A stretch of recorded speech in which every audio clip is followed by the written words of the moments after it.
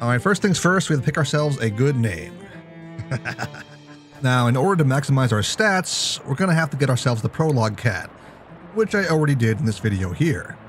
Otherwise, all we have to do is access the 7th locker in our dream to get our book, and pet a cat while we're there.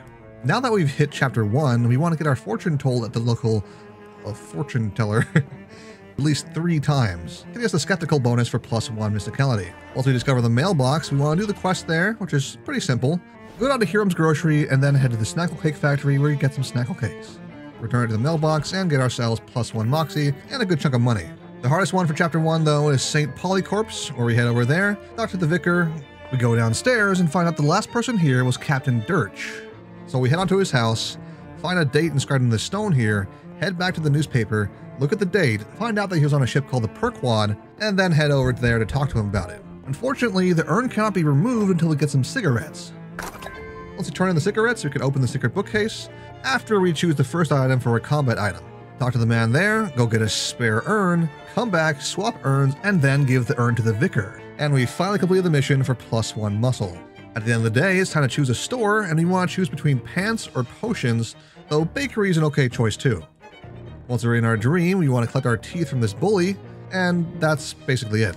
In chapter 2, there's not really a whole lot we can get besides this bath here, which you want to save till the end of the game. Once again, you want to choose another store, which is pants or potions, or the bakery if you don't have one of those 2 options. Inside our dream, you want to turn our teeth into these skulls to get no tongue. Then you want to head to Rufus's lab underneath the SIT to get the absinthe there. It's one of the 3 good liquors we can have. Now before we go any further, you kind of want to become a little bit evil, eating some of the hot dogs and whatever else we can get our hands on, so we can have at least 2 Shadow Taint. Not more than that though. Well, now that we're all eviled up, we want to grab the Nacho manuscripts from this portal here and grab the evil book, making sure to not purify it. Once again, at the end of the day, we choose another store with either pants or potions, and bakery is still also a fine idea. In our dream, you want to take the final step and turn in our no tongue to turn off one of these voices, giving us a +1 to 2 different stats. Because we're trying to maximize our stats, we really don't want to lose to our rival, because if we do, we take -1 to everything, and we can't get rid of the debuff until the final chapter of the game, where we have our rematch, so just don't lose.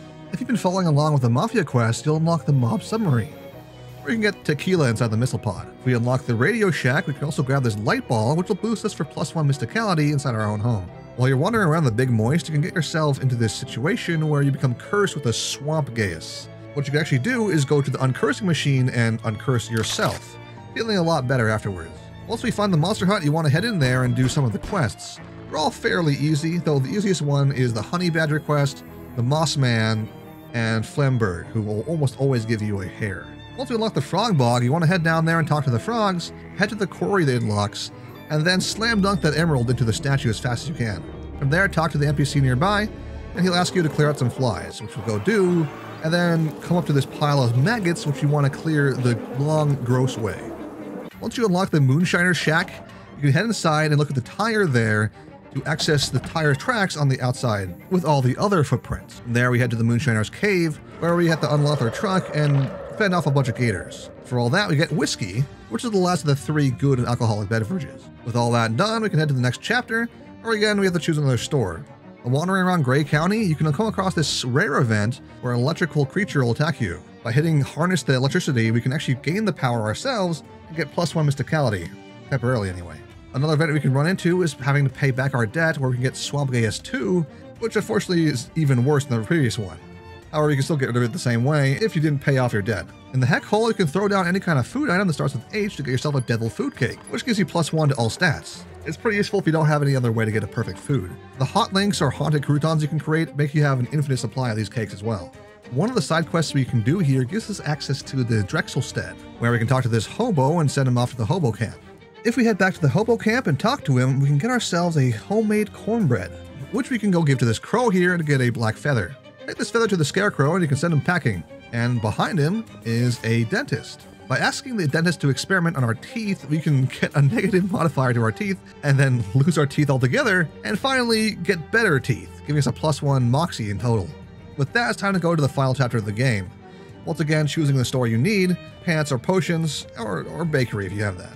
Inside your dream, make sure to pet the cat, and then when you wake up, grab the orb for a +1 mysticality and a +1 to all stats. At the potion store, you want to buy a regal potion for +1 to all stats, toast a perfect toast at the bakery, and buy the weathered jeans from the pants store.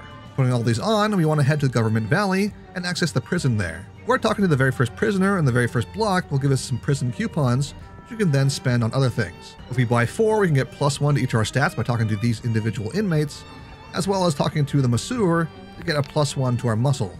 By intentionally losing a bunch of battles, we can get +1 to most of our stats, and if we get any negative ones, we can wash them off in most water sources.